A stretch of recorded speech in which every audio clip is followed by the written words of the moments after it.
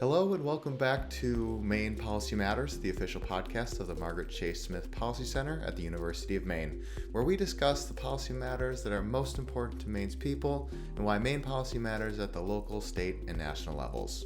My name is Eric Miller, and I'll be your host.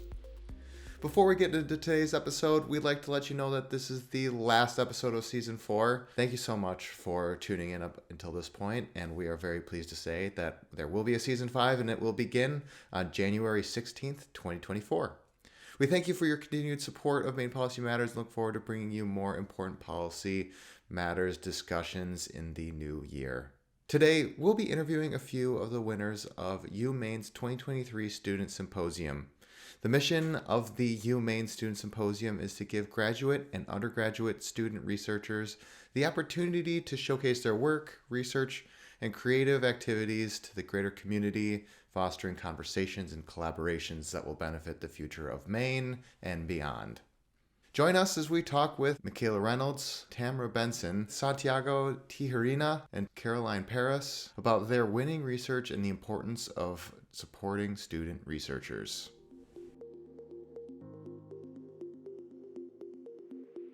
Hi, Mikayla. Thank you for being with us. Hey, yeah, happy to be here. Can you tell us a little bit about yourself, your association with the University of Maine, any professional titles you hold, and what you majored in?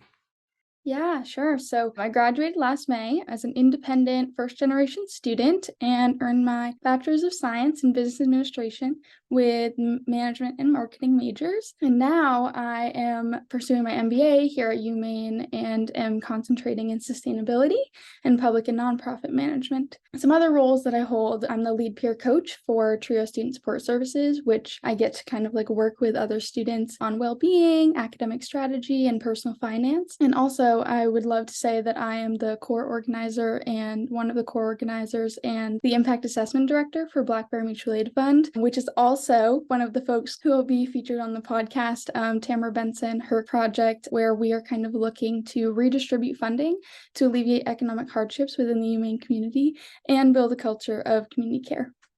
Wonderful. Congratulations on graduating, and it is greatly appreciated your giving back to the community and your activism. Interweaving your education as well as the community involvement is very cool. So you received an award for UMaine's 2023 Student Symposium. Can you tell us a little bit about what your project was about? Yeah, so my research project was titled Exploring the Influence of Work from Home and On-Site Benefits on Perceptions of Organizational Attractiveness. Essentially, what that means is I explored what made a business or an organization attractive or appealing to work for related to benefits packages in a post-pandemic workforce environment. So a mouthful, but essentially what I did is I chose to consider how benefits of working from home compared to traditional on-site benefits like in-office gyms or on-site cafeterias impacted how attractive an employee or potential employee found a particular organization to be. Very timely. And I imagine many organizations would love to know your insights that you got to with that research, which we'll get to. And so how and why did you come to this decision to focus on how benefits affect employer attractiveness? And what was your research process like on your own as well as with your advisor? Yeah, so I had the lovely structure of this being my honors thesis.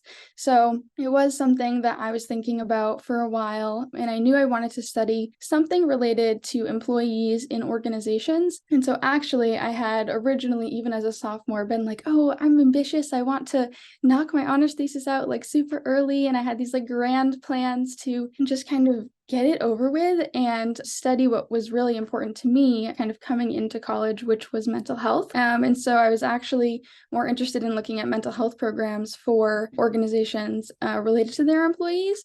But over the course of like thinking about things, and in 2020, when we were all kind of booted off campus, there was just like this larger world transition to remote work. And it did, as you said, just kind of became something that developed organically. I ended up switching my topic because I was really interested in how working from home might impact the workforce. Everyone was kind of thrown into this state of crisis of trying to do everything they were doing in person from their computer and from home. And so my advisor was super helpful in kind of being like, Mikayla, it's okay. Like, you have a different idea. We'll just spend some time and really dig into the details and figure out what exactly you want to do.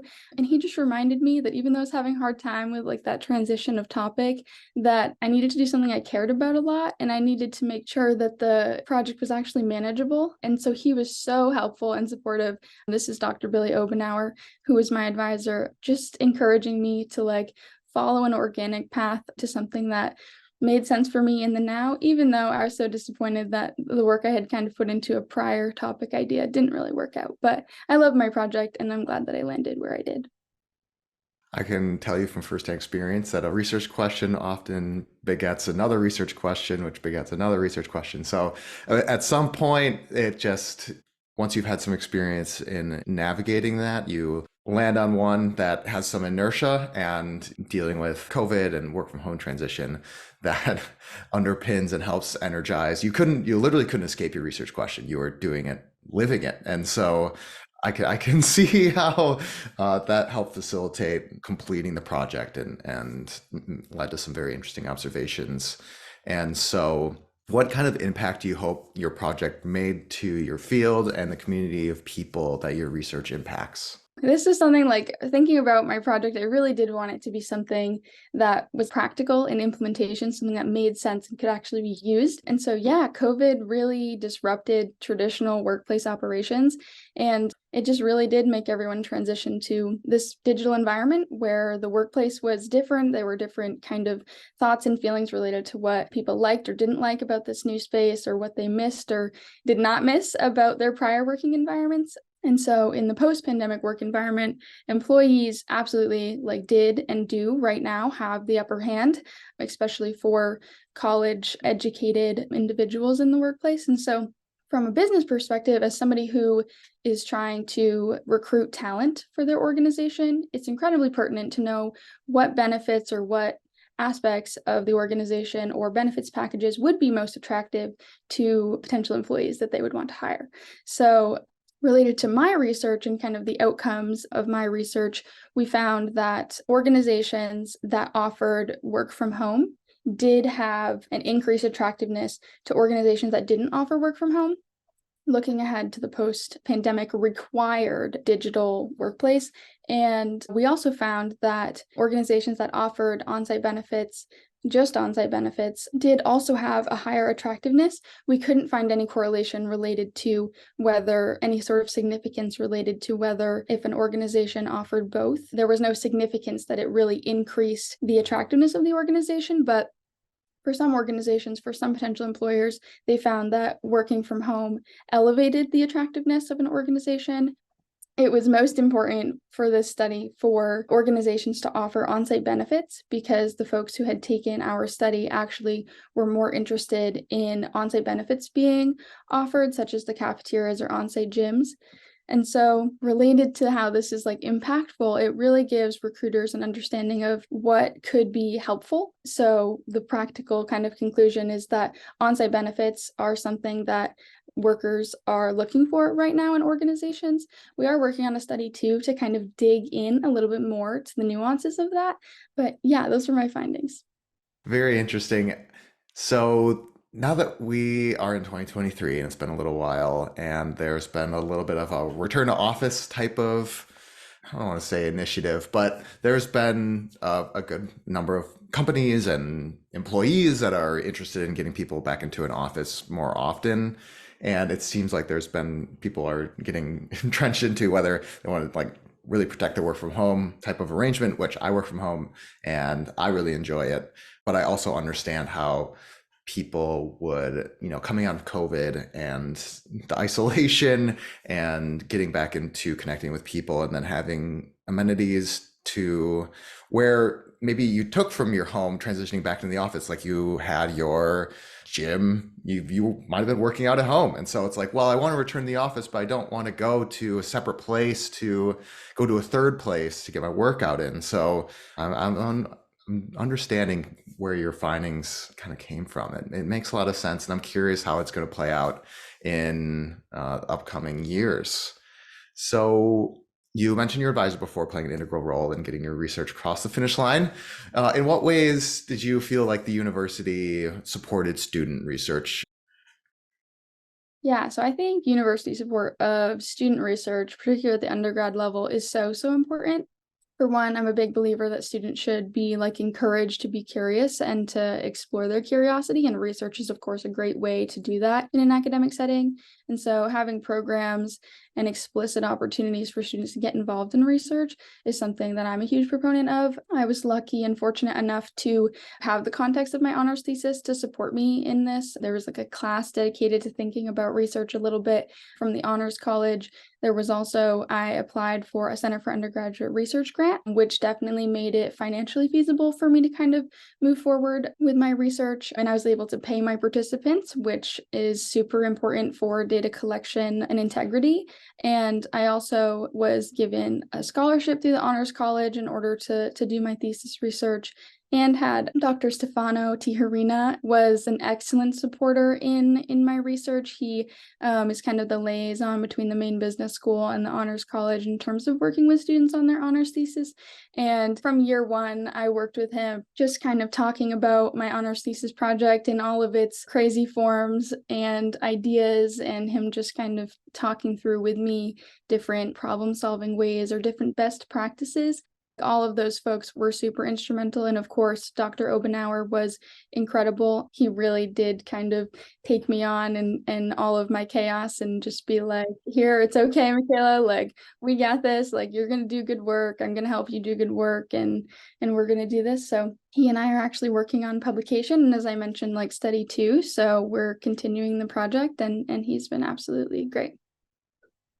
That's fantastic. It's so nice to have those institutional guides and navigators to ensure that you not only get connected, you can do your research from like a academic perspective, but from a logistics perspective, there's a lot that needs to happen to help it get finished. Connecting with surveys and how to fund paying your survey participants is all something that can be quite intimidating and huge. And having someone or a group of folks guiding you is so helpful.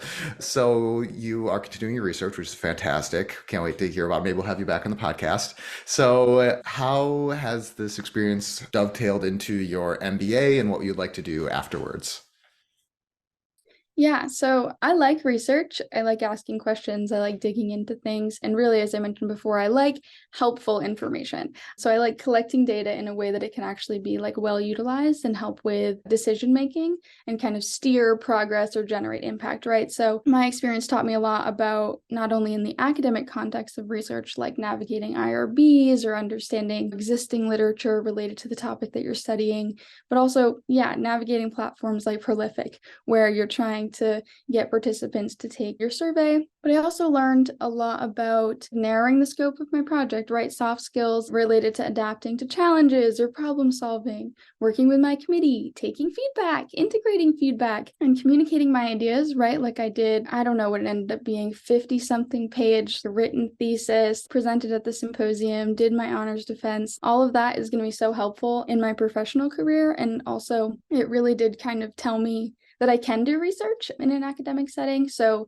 after kind of concluding my honors thesis, I joined another project with Dr. Stephanie Welcomer, where we're looking at the animal fiber industry in Maine. So I spent my summer looking at trends in that industry, which has been a different, more qualitative type of research project. But my research experience on my honors thesis looking at organizational attractiveness really told me that like I can continue to keep doing this, and just kind of encouraged me to keep looking for other ways that I can collect data and do research. So yeah, I'm looking forward to continuing to do that in my career. And actually, as impact assessment director for Black Bear Mutual Aid Fund, we're collecting all kinds of data, and we're going to release our request form soon. So it'll be really great to collect the data and the surveys that we have ready to kind of launch related to who needs what type of help, and just kind of understanding community needs a little bit more. This project, building up your technical skills as well as your soft skills, I could say from personal experience, those are two things that employers are looking for. They want someone largely naturally curious, that is data fluent, that can contribute to their organizational success. And so that's great to hear that this work has teed you up so nicely to go to where you are now and moving forward. Is there anything else that you would like to discuss that we haven't touched on yet? Yeah. So Blackbird Mutual Aid Fund is definitely a huge passion of mine right now. Spending 10 to 15 hours a week on it right now, trying to get this thing ready. And we're launching on Wednesday, actually November 15th. And so that request form will be active and live on our website, blackbearmutualaid.org. And we're also always looking for volunteers and folks to get involved to help us continue to make impact. Like, we need some fundraising folks to ensure that this fund is sustainable.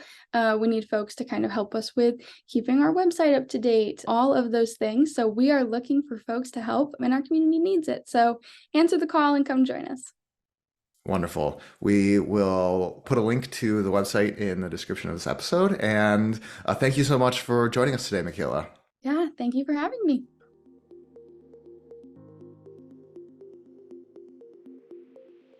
Thank you, Tamra, for joining us today. Can you tell us a little bit about yourself, your association with UMaine, any professional titles you hold, and what you majored in? Yeah, my name's Tamra Benson. I use she, her pronouns, and I just graduated from the University of Maine in the spring of 2023. I majored in biology, and I had 2 minors in political science and English. I currently work as a community organizer for Food and Medicine, which is a nonprofit in Brewer, Maine. And I'm also the vice president and founder of the Blackbird Mutual Aid Fund, which is a nonprofit that came out of this research project that we'll be talking about today. So definitely going to come back to that. Sounds great. And congratulations on finishing your bachelor's and Thank you. Slip right into moving your career forward. That's fantastic. You received your award at UMaine's 2023 Student Symposium. And could you tell us a little bit about what your project was about? Yeah, so my project focused on mutual aid as a community-led solution to economic hardships at the University of Maine. What I did for research was I created a survey, and I surveyed over 300 people on campus, including students, faculty, and staff. And I also conducted several interviews. I interviewed 11 people in leadership roles on campus that have a really good understanding of how the systems at the University of Maine function and the economic hardships and also the financial resources that exist on campus. And I used that to create essentially a template for creating a mutual aid fund at the University of Maine. And I guess I should probably explain what mutual aid is. It is a very flexible term, and there isn't a concrete definition by any means, but the definition that I typically use is that mutual aid is a system of giving and receiving aid within a community so that those who have extra resources can give those resources to those who need them. And what's special about mutual aid is that it travels in both directions. So somebody who can give aid might need to receive it at a different time, depending on, if their circumstances change. So that's what my research involved.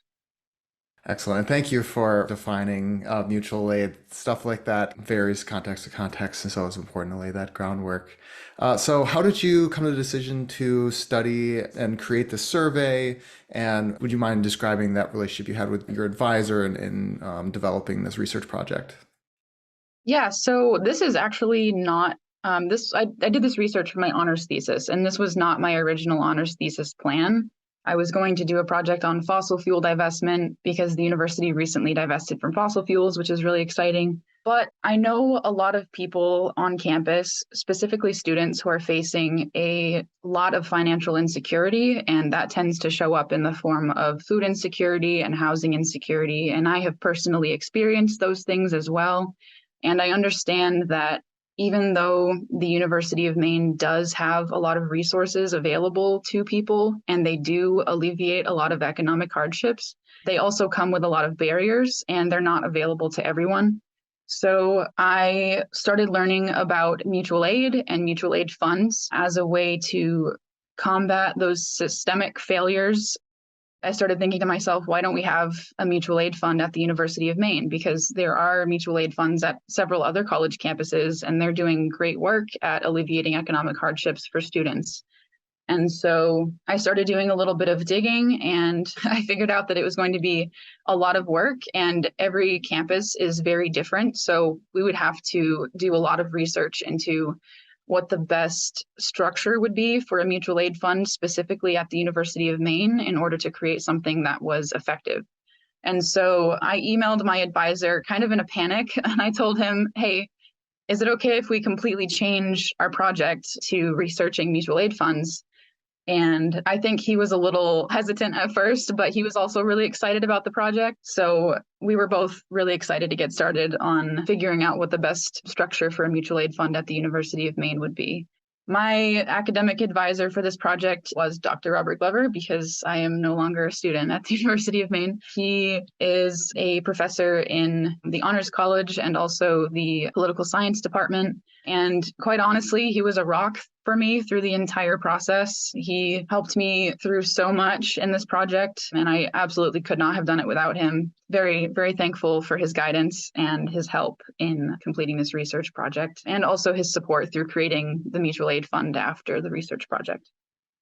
Yeah, it grew from a research project and lives to this day, which is quite the accomplishment. So clearly it made an impact. Would you mind touching on some of the impacts that you have been observing as you've worked on this? Yeah, absolutely. So once my research was complete, I started immediately working with this amazing group of students, faculty, and staff on campus to implement the research. And we started a nonprofit organization. It's 501c3, tax exempt, state recognized, and it's called the Blackburn Mutual Aid Fund. And we actually just hit a really awesome fundraising goal. We've raised $6,200 so far.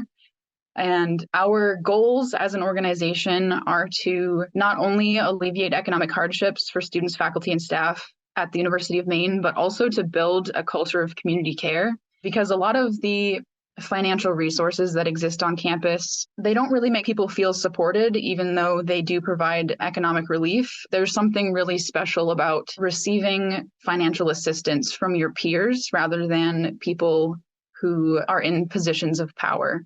So we're hoping to host community events like community breakfasts and educational events about mutual aid as a concept and as a solution to systemic issues, while also trying to fill financial gaps in people's lives. Right now, we have a complete board of directors, and we have a few committees. We have an outreach committee, a fundraising committee, a funding distribution committee, and an impact assessment committee. And all of those committees are currently being filled by people, and we're starting to get to work. We're looking forward to making an impact in the community. Yeah, congratulations on the fundraising goal and the organizational building that's been going on. None of those little steps are, in fact, little steps. They're all big and big accomplishments. You should be very proud of what you've done so far. You mentioned Dr. Glover as being your rock of support. In what ways did you feel supported by the university in your research directly and student research broadly? So I think the most support that I received from the university broadly was funding. I did require a bit of funding for my research because it's really helpful to get incentive for people to fill out the survey and also to participate in the interviews. And I also wanted to show my appreciation to the people who participated in a way that maybe would help address some food insecurity. And so I used my Cougar grant to purchase Canaford gift cards to give to people who participated in the survey and the interviews. So not only was I doing research about mutual aid, but also trying to address some of the issues through the gift cards. So I received funding from the university through that, and that was extremely helpful for getting participation. The university also helped me distribute the survey. I reached out to Dean Dana, helped me distribute the survey to students, and someone also helped to distribute the survey to faculty. And so that was also extremely helpful in getting an increasing participation. Great. How do you think this experience prepared you for your current role or roles that you're in now? I think it's really important to understand issues fully before trying to create solutions to those issues. And that includes, or it should always include, talking to the people who are affected by the issues. I think a lot of people and a lot of organizations attempt to solve problems without understanding them fully. And sometimes that creates a lot more harm in the process. And so one of the things that I learned throughout this process that I already knew, but it really emphasized that it's so important to talk to the people who are affected by the issues that you're trying to address before trying to implement solutions. And so getting feedback from students, faculty, and staff, not only in the survey, but also through the interviews, was extremely helpful in starting up the Black Bear Mutual Aid Fund, because we used their stories, their experiences, their knowledge to create a framework for the Black Bear Mutual Aid Fund. And we're still using their advice moving forward. So that's one thing that I learned. I think understanding the extent of food insecurity and housing insecurity and other forms of financial insecurity on campus also prepared me for my role within the Black Bear Mutual Aid Fund, because as a student, I was very aware of the financial insecurity experienced by students, but I wasn't quite as aware of the financial insecurities experienced by adjunct faculty and staff who work on campus, because they also have financial issues and they also need help sometimes. And a lot of the resources that are available to students on campus are not available to faculty and staff. And so that's why we want to make sure that the Black Bear Mutual Aid Fund is a resource for students, faculty, and staff on campus.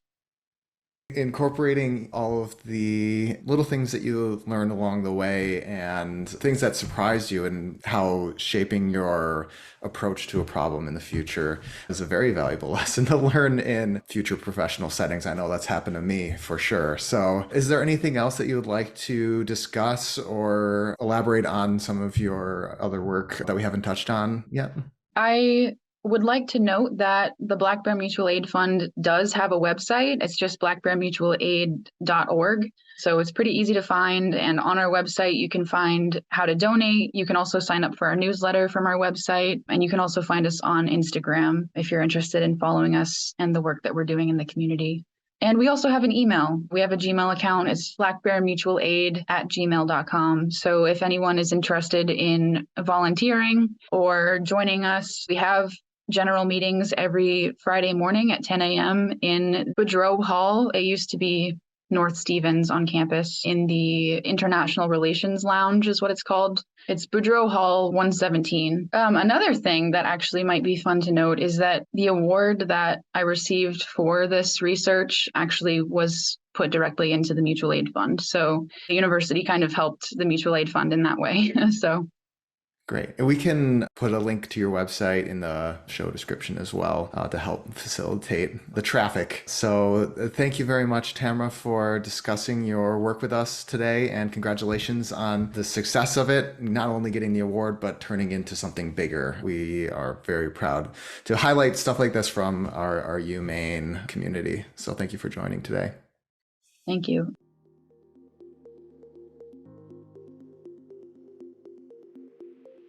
Santiago, thank you for joining us today. Can you tell us a little bit about yourself, your association with the University of Maine, any professional titles you hold, and what you majored in?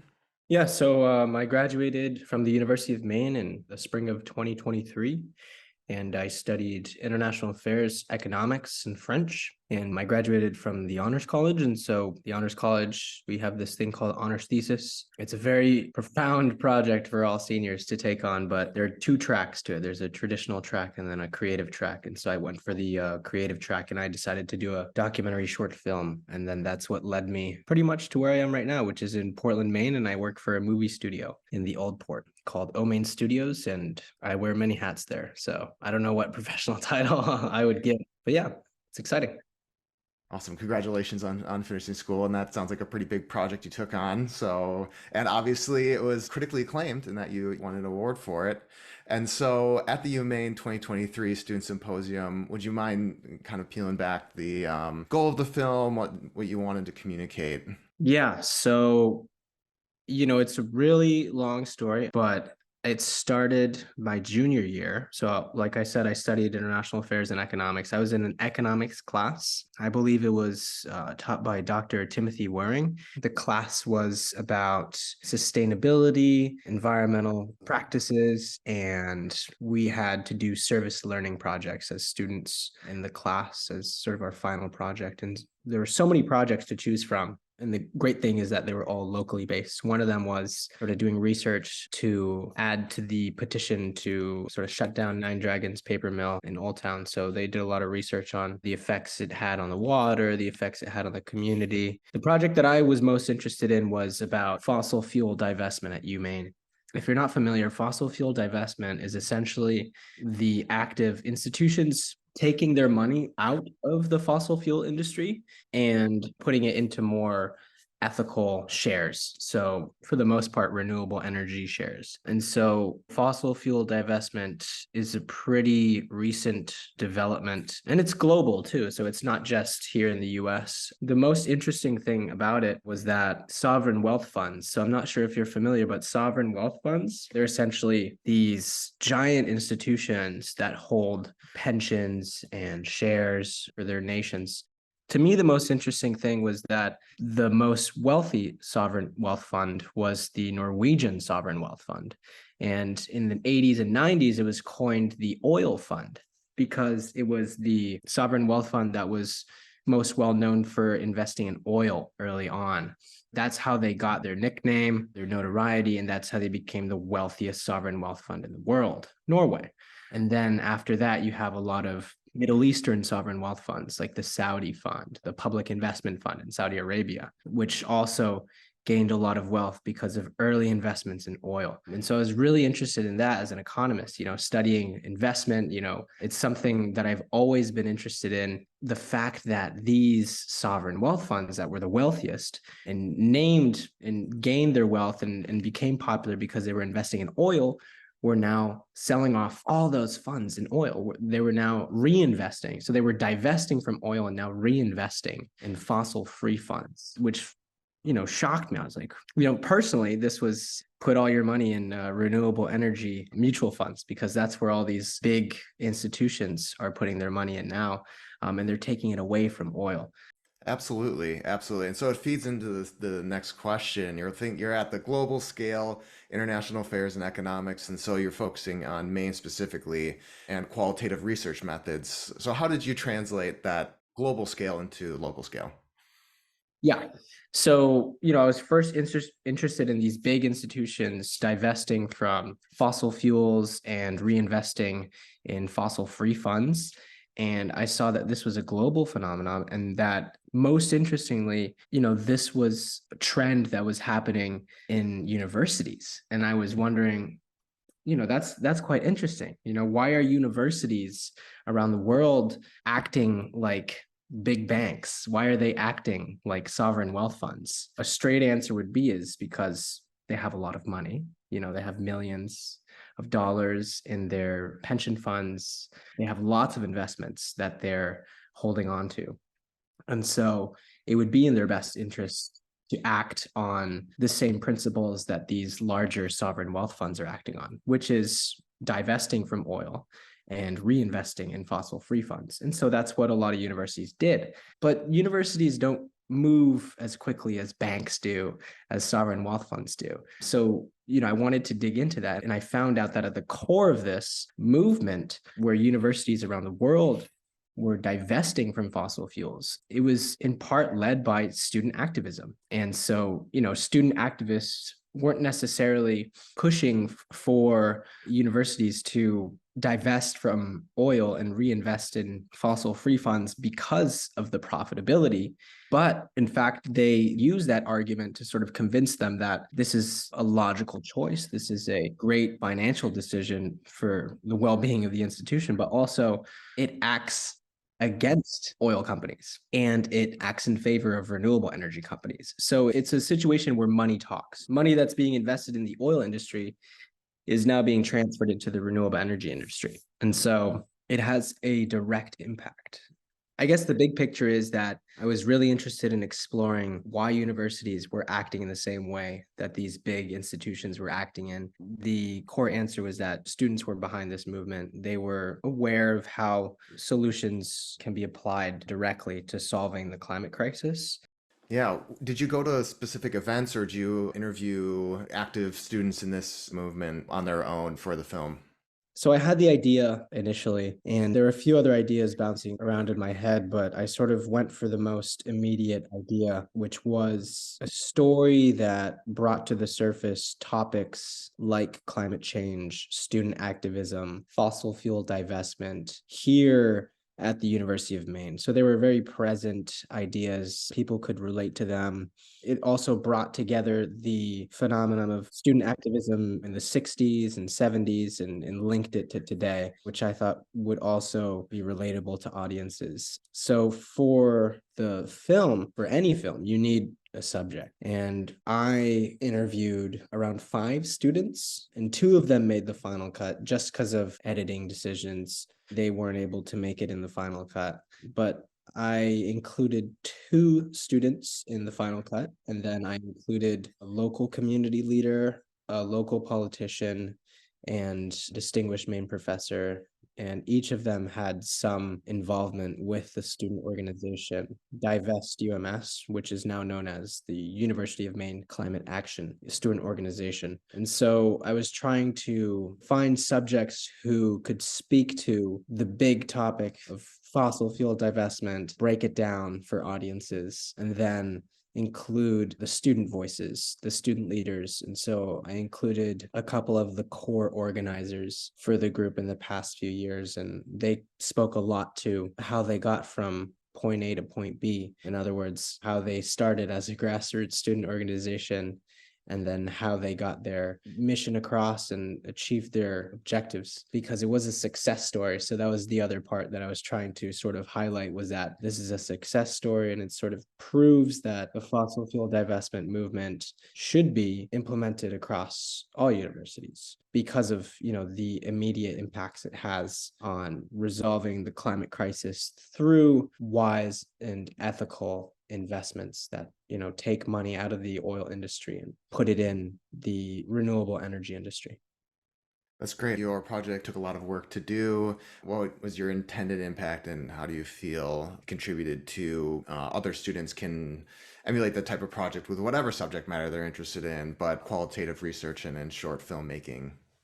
Yeah, so I feel the goal so this was an honors thesis project as well as a project for the Center for Undergraduate Student Symposium. So I was sort of, killing 2 birds with 1 stone here. But at the core of these projects, I had to engage with qualitative research methods. So in my formal presentations, I sort of outlined that as research coming first. So research and knowledge on the subject matter, which was fossil fuel divestment, student activism, and fossil fuel divestment at universities specifically. And then at UMaine, sort of diving into the history of that. And then engaging with qualitative research methods that are present in documentary filmmaking. So there's a lot of literature on that, and I went over that in my honors thesis disquisition, which you can read online, and then my formal presentation at the thesis defense and the Center for Undergraduate Research formal presentation. But essentially, the qualitative research methods included research, conceptualization, but obviously interviewing subjects is part of that as well.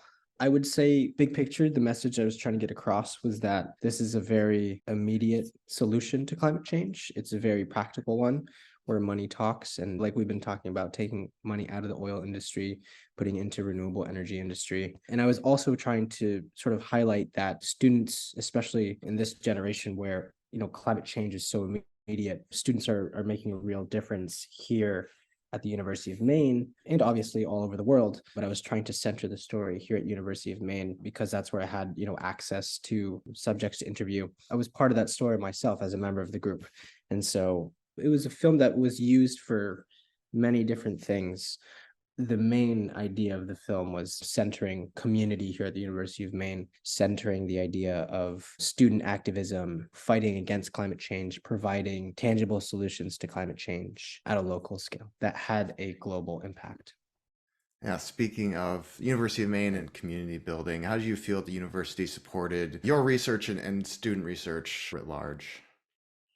In my experience, the University of Maine supported my research very strongly. The funding opportunities that the Center for Undergraduate Research provided me with allowed me to edit my film on industry standard editing software, to purchase a nice camera to shoot the film, to purchase microphones, tripods, all of this hardware and software. And not to mention the Honors College also provided me with some funding for a lighting kit, for some microphone attachments, all this hardware and software that on a student budget, it'd be hard to buy with. But when your institution is providing that financial support, I was able to make the film. And, films cost a lot of money. Films burn through a lot of money. I've been on a lot of film sets and film productions, and nothing burns money quicker than films. And just being able to have that safeguard was quite nice. And obviously, I worked out the budget closely with my group of advisors, and we're very knowledgeable about that. But to create the film, it required a lot of moving pieces. And luckily, I didn't have to worry too much about that, thanks to the support from the university. That's great that you were able to take a cost prohibitive medium of expression and be able to run with it in a way that you hope to. And what experience did this prepare you in your future research in a future professional setting? Huge. So directly after producing the film, one of the people I interviewed, Dr. Ivan Fernandez, a distinguished Maine professor at the School of Forest Resources, he really liked the film, and we worked together all summer to produce a documentary short film series on climate change research here in Maine. And so there's 5 episodes for that, and it's all funded by the Maine Climate Science Information Exchange.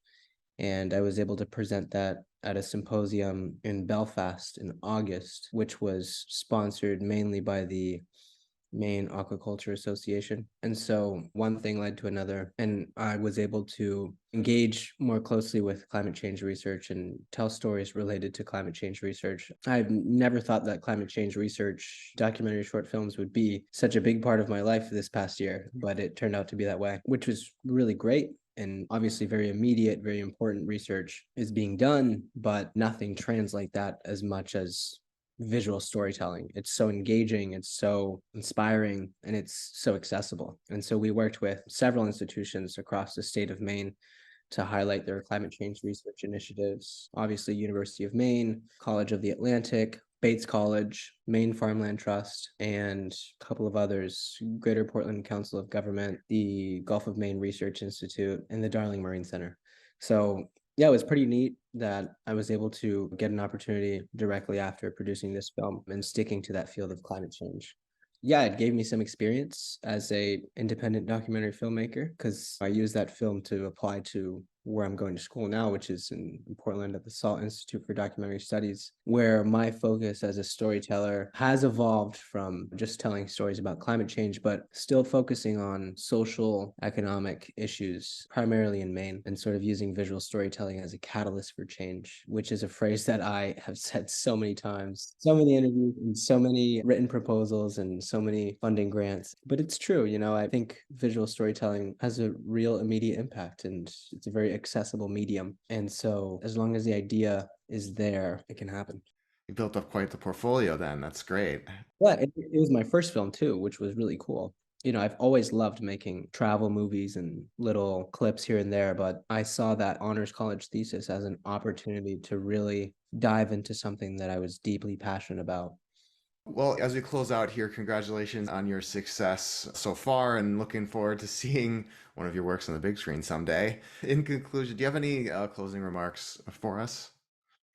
I think the main thing at hand, it wasn't my story. This was a story of student activism at UMaine. And so the film wouldn't have been possible without the subjects I interviewed. And so it's their story. And my overarching idea was to use visual storytelling as a medium to amplify their voice, to advocate for their mission, and to obviously highlight their success story in terms of getting the University of Maine to divest from fossil fuels. That to me is the biggest win. It was an honor working with all these people. They were so supportive in the production, very patient with me because it was my first film ever. And so having to set up the camera, set up the light, set up the microphone, edit the film, go back and forth with the subjects and saying, do you think we missed this? Do you think we need to talk more about this? What do you think?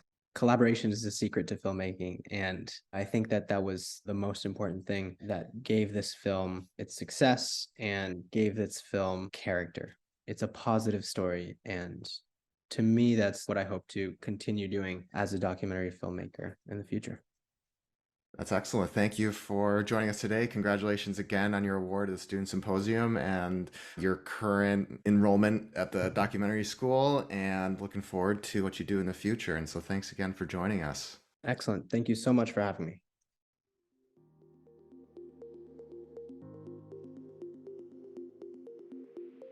Hi, thank you for joining us. Can you tell us a little bit about yourself, your association with UMaine, any professional titles you hold, and what you majored in? Yeah, my name is Caroline Paris, and I am currently an interdisciplinary PhD student at UMaine, pursuing a self-designed major in agritourism. So I have classes in business, economics, food science, and food policy. I've been an economic developer in Maine since 1998, logging some 20 years at 2 regional planning commissions. And now I operate my own consultancy, Periscope, which focuses on market research and grant writing to build local food economies. Very cool. Self-designed PhD. That sounds like the dream. That's so cool. And the way you're able to take your previous professional experience and interweave it into an academic setting and then move forward is inspiring. So you received an award at UMaine's 2023 Student Symposium. Can you tell us what your project was about? Yeah, my project focused on whether the Maine brand confers a competitive advantage in the marketplace. As part of the project, we surveyed 250 Maine businesses of all sizes in all industry sectors, as well as 500 US consumers. And we asked them, how do you define the Maine brand? Does it inspire the development of products and services? Does it have an impact on workplace culture, mission and values? And does it impact a firm's economic performance?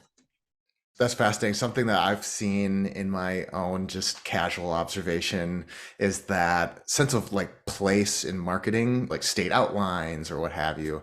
The I Love New York shirts go way back, but the state outlines and state flags have really taken off as materials that folks can purchase as t-shirts or hats or whatever, and it seems like that's really taken off. The Maine pine tree flag, for example, is everywhere now, even though it's not the official state flag.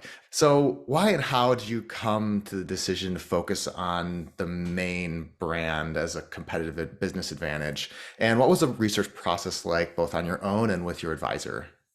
Yeah, my advisors include Norma O'Reilly, who is Dean of the Maine Graduate School of Business, and Erin Percival Carter, who's a marketing professor at the Maine Business School. In the future, my dissertation, which is a couple years away, is going to focus on agritourism and specifically the role of experiences on culinary trails in accelerating consumer loyalty for Maine farm and fish products, brand promotion at the industry level, and regional economic development.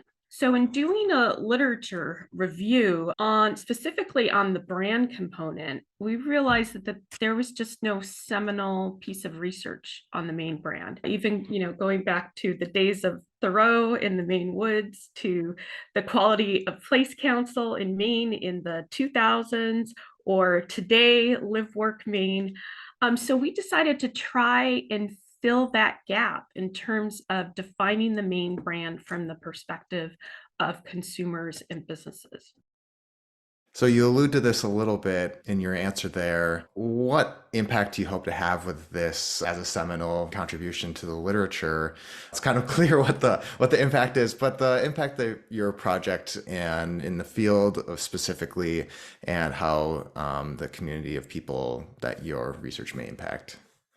As an economic developer in Maine for 25 years, I've been witness to a variety of policy eras. In the late 90s, we were focused on saving Maine's mature industries through tax incentives. Of course, the paper mills, the shoe factories, all sorts of large scale manufacturing. Unfortunately, many didn't survive. And then we went into an era of marketing these empty buildings that they left behind as call centers or back office operations. And that led to an era of business attraction where we tried to recruit firms from away. But now, I would say in the last 10 years, instead of trying to make Maine more like other states in terms of business climate, the state has really demonstrated a renewed emphasis on our natural assets, including farms, forests, and fisheries as sources of innovation, entrepreneurship, and job creation. And you really see that with the number of UMaine graduates that are starting businesses in these sectors, like Marin Skincare, which is extracting the glycoprotein from the lobster for a cream for eczema and psoriasis. I think that's really innovative. On the demand side, we heard from consumers US consumers, that they are willing to pay a 22% premium for products and services from Maine. And that number really surprised us. On the supply side, we heard from Maine businesses, large and small, who largely agreed that the Maine brand does confer a competitive advantage in the marketplace. As part of this response pool, we heard from, 30% of the respondents were manufacturers. And in terms of size, half had annual sales under 2 million and the other half over 2 million. And we had even a group that was earning over 50 million. So again, a really large range of businesses. And it surprised me that there were no statistically significant differences in terms of what Maine manufacturers had to say, or Maine businesses earning, in that 10 to over 50 million range. So I think what this proves is that even as Maine businesses scale and compete in the global marketplace, the Maine brand is a differentiator that adds value, and businesses should continue weaving that story into their marketing as a point of pride, as storytelling, because they really, the Maine mystique is a real thing. It absolutely is. I am not from Maine originally. I had a wonderful opportunity to live there for many years, and there is certainly that allure. And so much of you said there, I want to unpack some more. And if you don't mind me indulging in your research a little bit, I am curious about the spatial distribution of your respondents, the consumers. Yeah, I would say we heard from consumers in all 50 states, and they sort of mirrored. So the top 3 states were California, Texas, and Florida, which of course mirrors and I'm sure New York was in there as well. That mirrors the population distribution in the United States. Only 6% of respondents had ever lived in Maine, but some, I would say over 90% had visited Maine. And I think the mean number of visits was 7, which is really astounding to me. I too am from away. I'm from Southern California, and I came to Maine in 1993. So.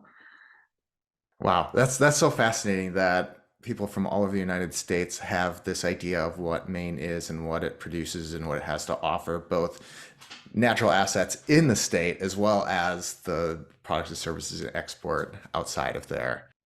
Yeah, and I think there's really a halo effect, both from Maine lobster and from LL Bean. Again, 2 quality products that the state is known for. When we asked consumers to define the Maine brand, the top response was fisheries, seafood, and lobster, which really reinforces that image. And the feeling that they have towards those things obviously extends to other products as well.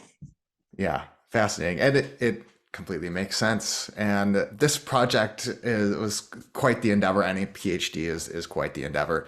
In what ways do you feel supported by university in this research project? Yeah, well, this isn't even my PhD project just yet. This is my pre-PhD project. I do have a fellowship, but the scale of this research just would not have been possible without the institutional support of the Maine Business School.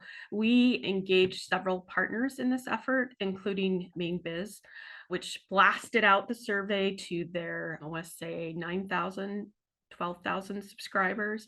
They allowed us to present at a breakfast forum. And actually next week, they're publishing the results as an insert in the weekly magazine.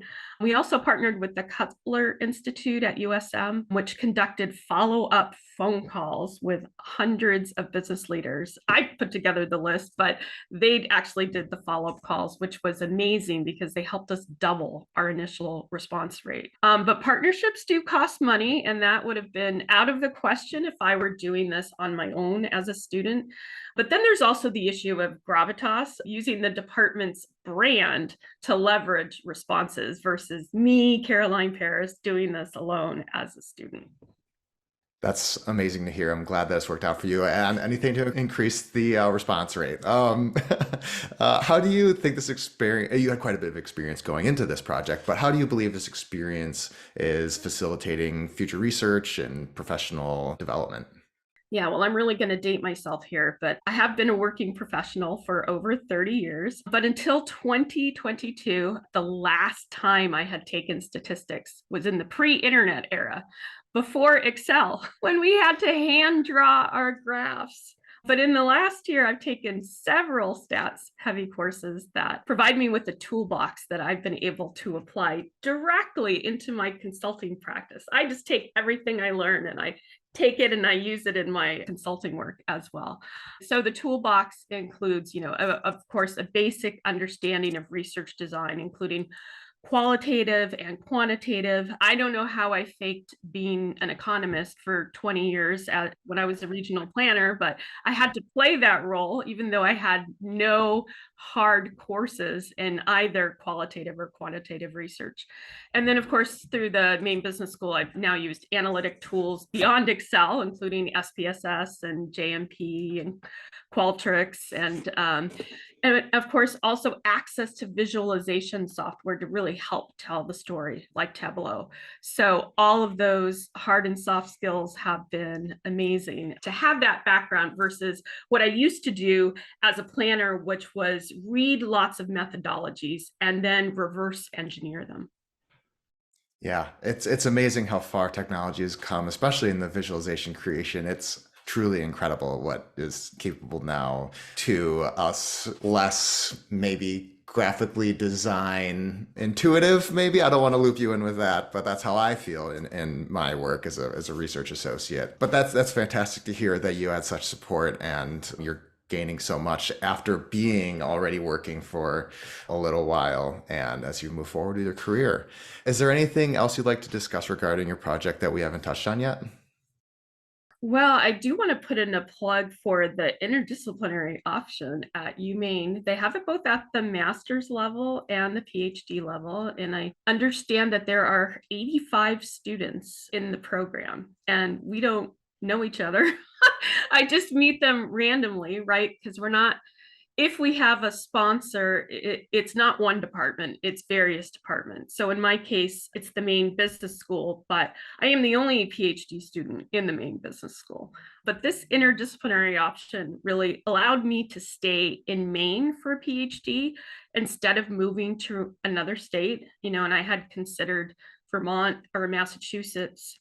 And I guess I would encourage the system to expand this system-wide, allowing us to take maybe graduate classes on other UMaine campuses that could transfer easily. Right now, I'm doing that, taking classes at USM, but they're not counted in my GPA, and the way that they factor them is as a study away course rather than a UMaine system course. So that needs a little bit of work, but this interdisciplinary option could really appeal to a lot of students and just enable them to get ahead by staying right here in the state. I think that there's been sort of a deconstruction of what higher education can be and what you don't have, if you don't fall in this bucket, I mean, no bucket is completely on its own. There's so much overlap in the world. To bring specific niches of how things work together and intersect with one another provides a lot of opportunity. And so I'm really looking forward to seeing how folks maybe utilize programs such as what you just advocated for to come to new conclusions and build our wealth of knowledge. And so I appreciate you coming on so much, and good luck with the rest of your PhD and everything else you work on. Great. Thank you so much.